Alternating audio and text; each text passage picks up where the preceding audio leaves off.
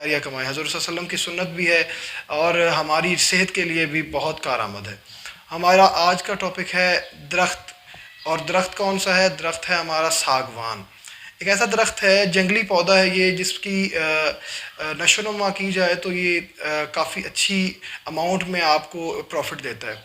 اس درخت کو لگانے پہ آپ کا بہت کم خرچہ ہوگا، بہت کم، لیکن اس کی پروفٹ 100% سے بھی زیادہ ہے۔ میں اس کو بتانا اس طرح سے چاہوں گا کہ ساگوان جس طرح شیشم کی لکڑی بہت سے فرنیچرز میں استعمال ہوتی ہے، اسی طرح اے کلاس کے جو لوگ ہیں کراچی، اسلام آباد، فیصل آباد میں بہت سے لوگ فرنیچرز جو بنتا ہے وہ ساگوان کی لکڑی سے بھی استعمال کیا جا رہا ہے۔ پہلے ہمارے پاکستان میں اس کی زیادہ ٹرینڈ نہیں تھا، نہ ہی اسے استعمال کیا گیا، لیکن اب کافی لوگوں میں شعور آ گیا اور اس کی کاشت کی جا رہی ہے۔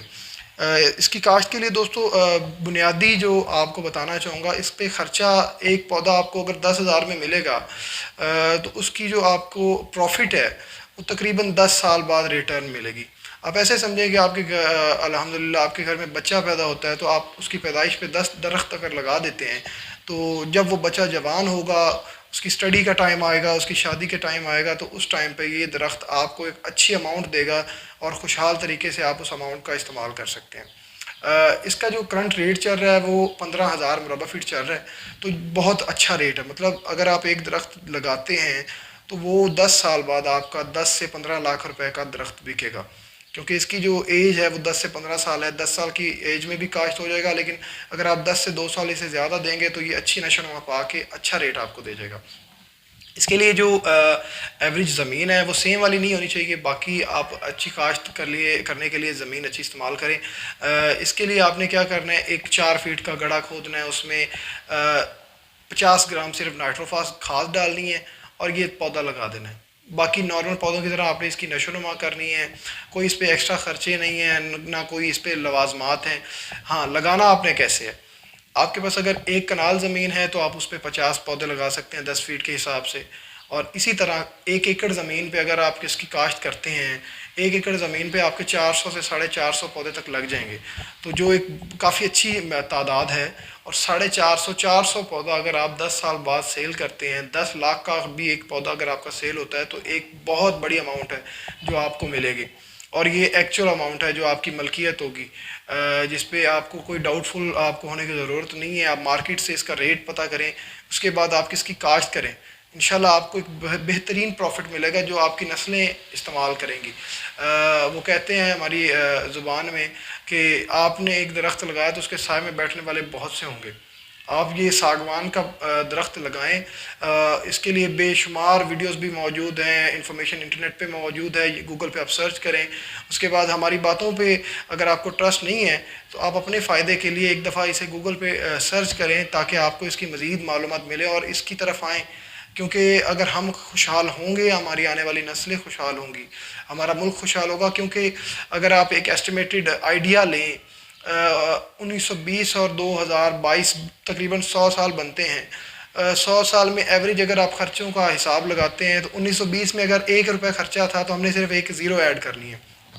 اس میں کیا ہوگا، 1920 میں 1 روپے خرچہ تھا، گھر کا نظام چل جاتا تھا۔ 1940 میں 10 روپے خرچہ تھا، 10 روپے میں ہمارے گھر کا نظام چل جاتا تھا۔ 1960 100 روپے، 1980 1000 روپے، اور 2000 میں ہمارا 10,000 روپے ایک گھر کا نظام چلتا تھا۔